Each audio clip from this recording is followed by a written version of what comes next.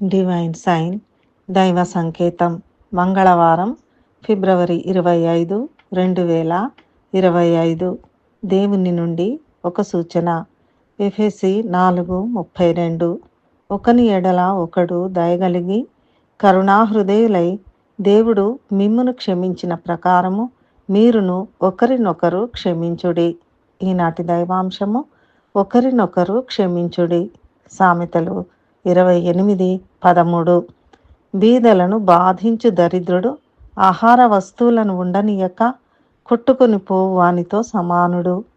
యేసు తన శిష్యులతో పరలోక రాజ్యము తన దాసుల యొద్ద లెక్క చూచుకొన గోరిన ఒక రాజును పోలియున్నది అని చెప్పిన ఉపమానమిది.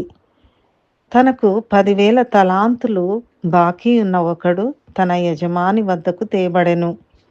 అప్పు తీర్చుటకు వాని వద్ద ఏమీయూ లేనందున తనకు కలిగిన యావత్తును అమ్మి అప్పు తీర్చవలెనని అతనికి ఆ యజమాని ఆజ్ఞాపించెను. కాబట్టి ఆ దాసుడు అతని ఎదుట సాగిలపడి మ్రొక్కి, నా ఎడల ఓర్చుకొనుము, నీకు అంతయు చెల్లింతునని చెప్పగా యజమాని అతని యందు కనికరపడి వానిని విడిచిపెట్టి వాని అప్పు క్షమించెను. అయితే వాడు బయటకు వెళ్ళి తనకు 100 దేనారములు అప్పు కలిగి ఉన్న ఒకని చూచి వాని గొంతు పట్టుకొని, నీవు నాకు అచ్చియున్నది చెల్లించుమనెను. అందుకు వాడు సాగిలపడి, ఓర్చుకొనుము, నీకు చెల్లించేదను అని వేడుకొనెను గాని వీడు ఒప్పుకొనక అతని చెరసాలలో వేయించెను. కాగా తోడి దాసులు జరిగినది చూచి దుఃఖపడి తమ యొక్క యజమానితో జరిగిన విషయమును వివరముగా తెలిపిరి.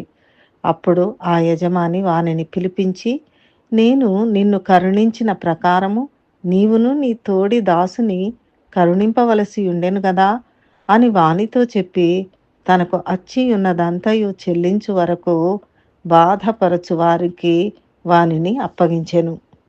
ఈ ఉపమానము ద్వారా దేవుడు మనతో మాట్లాడుచున్న దైవాంశము మత్తయి 18:35. మీలో ప్రతివాడును తన సహోదరుని హృదయపూర్వకముగా క్షమింపని ఎడల నా పరలోకపు తండ్రియు ఆ ప్రకారమే మీ ఎడల చేయుననెను. దేవుడు మనందరినీ దీవించి మనం ఒకని ఎడల ఒకరము దయగలిగి కరుణా హృదయులమై దేవుడు మనల క్షమించిన ప్రకారము మనము కూడా ఒకరినొకరము క్షమించుటకు మంచి మనస్సు మనకు దయచేయునుగాక. ప్రార్థన. పరలోకమందున్న మా తండ్రి, నీవు మమ్మును క్షమించిన ప్రకారము మేము ఒకరినొకరము క్షమించుటకు మంచి మనస్సు మాకు దయచేయము. యేసునామములో ప్రార్థిస్తున్నాము తండ్రి. ఆమెన్.